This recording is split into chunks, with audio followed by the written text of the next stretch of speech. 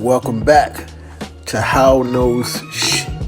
Now, today we're going to talk about some music a little. We're going to talk about Jay-Z.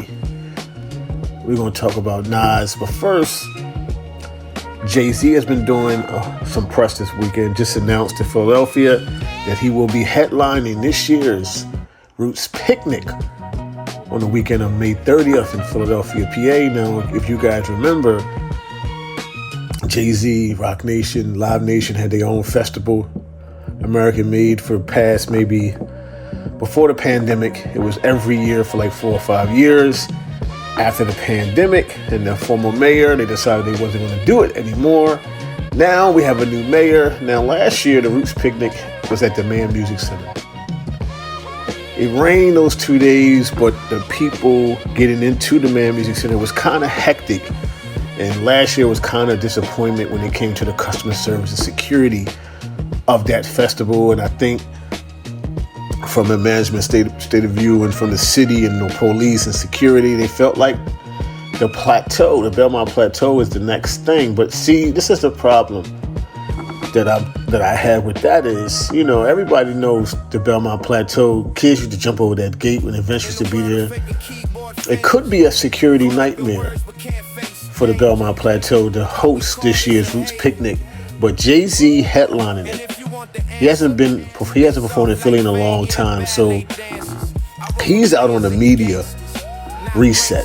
To me, he's on the media reset. It's the 30th anniversary of one of his projects. A lot of people think a new album is coming. I don't know. From an interview I've seen with GQ recently, he doesn't seem like he's in the space where he's completed an album yet, but who knows? Anything can happen. But he's doing 3 sold-out shows at the Barclay that's already sold out for the 30th anniversary of one of his projects. Now, 2025 was a rough year for Jay. From the allegations from Busby to the son out of wedlock and young kid that said that Jay-Z was his father, that lawsuit, the DNA test and all that. Jay-Z defended himself in 2025, striking back at the lawyers that were accusing him of those accusations. And, he pressed hard. He didn't let them put mud on his name like Diddy and people will feel him. So he pretty much had a dark year in 2025, but he rised above that. And sometimes all that takes is people to go through adversity and to be able to face it. So Jay-Z a lot of rumors have been circulating about him maybe putting out a new album. A lot of merch was put out recently. Rock Nation put out some secret things about what's going on with Jay. Is it a new album? This and the third. But I want people to actually think about this.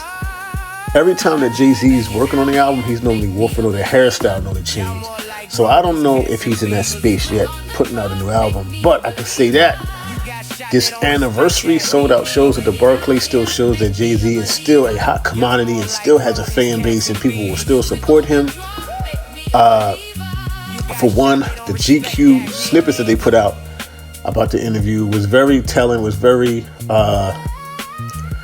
mature, very organized, very smart in one way to tackle things that you have been accused of since 2025 is to approach it and give your truth. And that's what Jay-Z did in this GQ article, where he talks about everything from being accused and the era that we're in, and you're only, on social media, you're guilty by just what people put out there. You really don't get a chance to defend yourself because with certain media outlets and people going to believe what they're going to believe. So him finally coming out doing his own take on what he's been through was a great idea. He had a lot of valid points. He talked about the Kendrick Lamar Super Bowl situation. He also talked about battling in music, very mature about maybe it has no place in hip-hop anymore because it turns negative.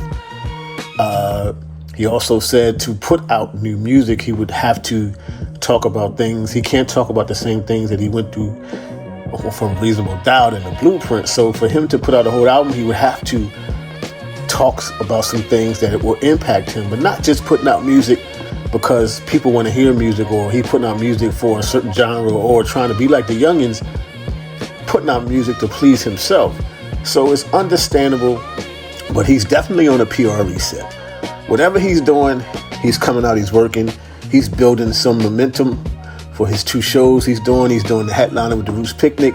And I believe somewhere down the line, we will probably hear some music from Jay-Z. He's probably already started listening to beats. He's probably already have an idea of what he wants to do. If the rumors is true, people are saying April the 4th, April the 3rd, but I don't know.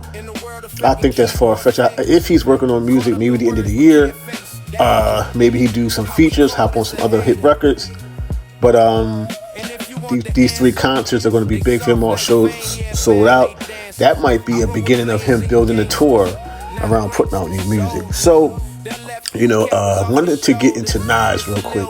So, maybe the middle part of last year, Nas XPremo put out the project that everyone has been waiting on for years. And a lot of people didn't like the project. A lot of people were expecting the beats to be Premo to come with the Gangstar or the Biggie or the Jay-Z or the beats that he give out on the regular to people, but people were saying it just didn't move him. But after listening to the project a few times and knowing Nas has always done stuff to give off an old school feel, and that's what the last 2 projects I believe has been for nostalgic purposes. Even him, Master Pill signing Ghostface and Raekwon, and they are particularly putting out projects to a nostalgic audience, but also introducing the younger artists that didn't know who these guys were, or just to give them a little sample of what they've missed throughout the time. Now, the Nas and Premo project originally didn't have any visuals to the project, but now it seems like Nas and Premo are getting in there, their fix and putting out visuals for the project. People have been waiting for certain songs, for certain visuals. So now that's coming to light. I want to say this. If you're not a true hip-hop, East Coast, New York fan of the era of Gangstar, etc., it's not the project for you. But it's a project, if you appreciate lyrics, Nas still gives it to you with the lyrics. Premo still gives you great beats. But I think people were expecting Gangstar Premo, Biggie and Jay-Z Premo, so it's a great project. If in a sense, you're going to see probably more visuals from the project, but check it out.